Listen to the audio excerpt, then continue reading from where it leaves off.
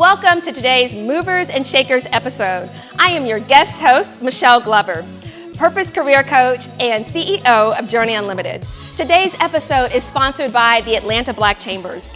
There's a scripture that says, train up a child in the way that he should go, and when he grows old, he will not depart from it. Those words epitomize the mission of today's guest, where she is focusing on eliminating financial illiteracy across the nation by focusing on our children.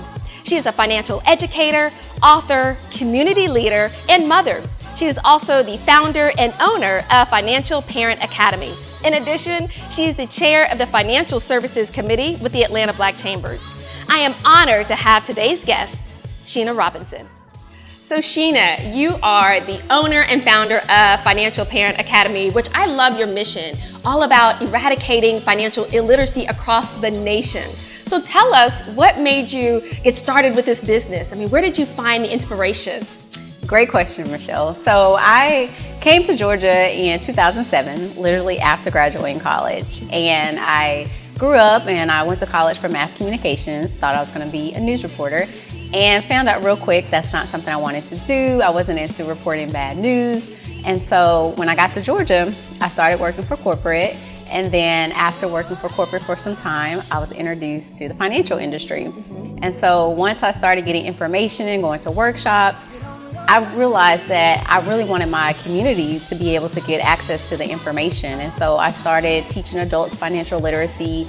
And as I was teaching adults, they would always say, I wish somebody would have told me this when I was younger. Oh my goodness, I'm one of those adults that I wish someone had told me that when I was younger, learning more about, financial education. Absolutely. And so being that I didn't get a lot of financial education growing up, I learned by experience and hearing, a lot of adults saying they pretty much had a similar story to mine. I wanted to do something different, but I didn't know at that time what it would be. But then after having my first daughter in 2013, Madison, I decided, I wanted to be the change I wanted to see. And I didn't want her to go through some of the same things that I went through financially.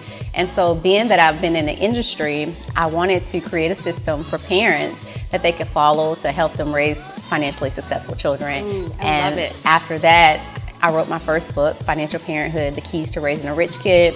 The book was great, but after writing the book, it just felt like there needed to be much more accountability for parents. Right. And I think even as we talk about for parents and the school, why is it important for the school and the parents to teach children about financial literacy? Well, it's very important. First and foremost, like I said, I didn't get the education growing up. And so I got out here and made a lot of mistakes. And I had to learn through experience. Whereas if my parents would have taught me when I was younger, I could have made better decisions with my money. Same here. I got a job, right? I got a job at 16, making a lot of money, and blew it.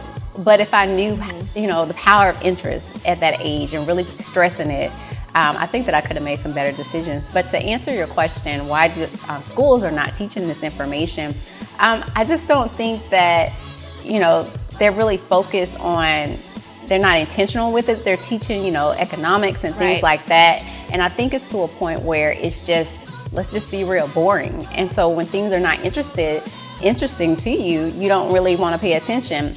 But if they really, talked in a way that was more modernized, I think that people will pay attention. And I took economics in high school, and you are right, it is boring. And it wasn't something that I was really engaged in. So how do you make financial literacy engaging for this next generation? So one of the things that I love that we do at the Academy is that we play a lot of games. You gotta be in tune with what's going on today. And so we play a lot of interactive games. We do role plays. And the thing that I like the most that we do is that we help them set the tone for their life, meaning that we do a vision board, similar vision board concept where we let them pick out, a board and put the things that you desire to have in your life. Because before you can actually start teaching kids about money, you need to see what they think life should be, so then they get excited and know how to obtain those things that they want to do. And so I love, we play things like Jeopardy and just interactive games with the kids, and just making it fun and making sure that we also engage with parents to make sure that they're also doing things with their kids at home, whether it's having a savings goal or showing them how, different investments are doing. So just being interactive with the kids. I love the vision board. I mean, the scriptures, I introduced your episode about scriptures, but, where they say without there's vision, people perish. And so I like that they're creating that financial vision for their future so then they can see it to then say, okay, now that I can see it, I can be it. And then you also engage the parents. And so you have launched your new book. So congratulations on the Financial Parent Academy Playbook. Or did I get that title right? The Financial Parent Playbook. The Financial Parent Playbook. So I love this, that it is a playbook for parents. But tell us more about the book, what it's about, and then also how they can get a copy of the book. Awesome. So this is not like any other book. It is a planner. And so it's really a spinoff from my first book, Financial Parenthood, The Keys to Raising a Rich Kid. So in that book, it really took parents through details of how to actually raise a financially successful child, right? This particular book is a planner where it's allowing parents to be interactive with their kids. It's also giving them a theme each month to focus on with their children, because we're all about helping parents become what we've termed as a financial parent. And we believe that parents who are financial parents, they're intentional about teaching their children. And so this planner gives them an opportunity to, write the things down that they need to. It also has some great nuggets in there about how to budget, giving them tools to help them budget, and allowing them to see where their money is going, and just investing a lot of goodies in there. I hear these goodies in there. So like you said, the theme for the month, so what is an example of a theme for the month? So one of the themes is, getting rid of debt. And so... Okay, so I need to get this book. Sign me up. I want to be the first to release this. So getting rid of debt, tell us more about that so theme. Basically, it's one of those things where we talk about introducing the kids to how to get a credit card, and talking about debt and how not to get in debt. So it's basically conversation starters with helping them on the different topics that are relevant for the kids. So I love it. Again, I need a copy of this book. I remember my first credit card was in college when they gave you the, sign up for this credit card, get a free t-shirt. So of course I got a free t-shirt, got a credit card, bought the dumbest stuff, right? But if I had had that book, if I had that planner and having those questions and having that conversation with my parent, you're right, it would have set a different financial future for me, or a different financial framework for me as a child to now as an adult. So college kids don't get the t-shirt. So amazing that you have this book, and you said you have another book that you've written, so you are a multi-book author. So for this book that launched, when does it launch, and how do we get a copy of it? So it is officially launching July 4th, so very appropriate for Independence Day, because one of the things that we do at the Academy is want to teach people independence and having control of their time. So I'm super excited about that. And as far as getting the book, you can go to www.financialparents.info. Love it. So in addition to being a multi-book author, having a business, you also are a mom. So how do you balance all that you're doing and motherhood? So great question, because it can get overwhelming sometimes. I'm a mother of three. I have a 1-year-old, a 3-year-old, and a 9-year-old. But really, I made that decision regardless of, I do a lot of things for my kids. But one of the things I told myself is I was not going to lose myself or forget my dreams. And so I make sure that I schedule out the time that I really focus and be intentional about doing things with the business to take it to another level. So, it's just all about balance for me. And with that, and my kids understand, and they're a part of the Academy. My oldest, she's our mascot. And so it's actually a family business as well. So I love it. I love it. And as we talk about Black women in business, I mean, a lot of Black women at this time are leaving corporate America to become CEOs and take, control of their financial future and their lives. So tell us what it's like for you to be a Black woman-owned business.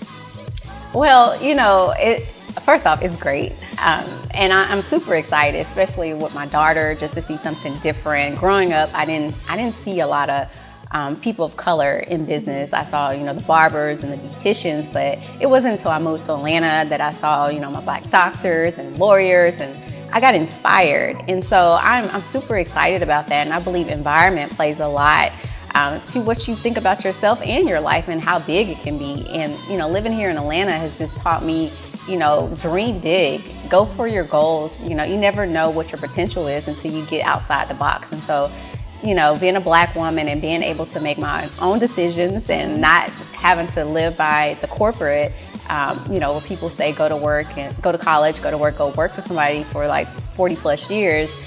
Now I know that I don't have to do that. I have a choice to do my own thing and make a legacy for my family. So I'm super excited about that. I love it. I love what you're doing in business and then as a mother and as a role model. And you're also the financial services chair for the Atlanta Black Chambers. So again, kudos to that. So tell us about the role and what does the Financial Services Committee do and how do you impact the community? Well, first off, I love the Atlanta Black Chambers. And I went seeking the Atlanta Black Chambers. I just want to be clear on that.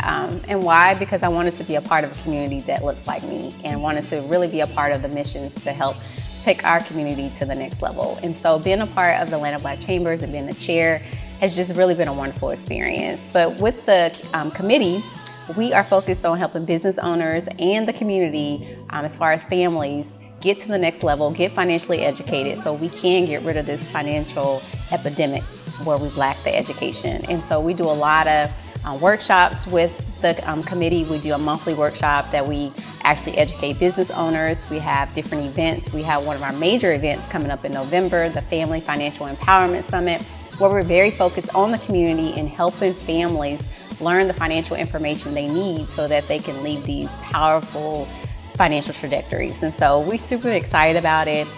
But that's our main goal, is really getting out here. We have some great professionals, from accountants to real estate people, just big hearts wanting to get this information out to the community. Wow, that is powerful. So for that event in November, make sure you stay tuned for it, and just all the services that they provide for both the community and you as a business owner. Make sure that you engage because it's phenomenal. I've seen the work that you're doing. I've seen how you've grown that committee and what you're offering to business owners. That I have attended some of these webinars that are usually at no cost. That things that you would have to pay usually hundreds of dollars for, you guys are offering for free or a very nominal cost. So congratulations to your committee. Absolutely. So if people want to follow you and get more engaged with what you're doing, how do they connect with you to get your book and also to engage with what you're doing as a business and with the Atlanta Black Chambers? Awesome. So if they want to connect with me as far as business and check out more about the Academy, they can go to www.financialparentacademyinc.com. And then we are on Instagram, and on Instagram it's the same, Financial Parent Academy INC. So you can get connected with us there. And as far as the Atlanta Black Chambers, which I love meeting new financial professionals, they can get connected by emailing me at financial@atlantablackchambers.org. Cool, very cool. So I did want to ask you something about a success story. I think it's important as we talk about the vision and seeing when people are saying, I want to connect, but I'm not sure if I'm ready, or I'm not sure if I can commit to this. I want to hear something that's going to inspire the viewers as a success story to say, yes, this is why you need this and this is why you need it now, because you could be missing your blessing if you don't. So tell us one of your success stories of your business. So a success story of my business, I would just really say the start of my business, stepping out on faith.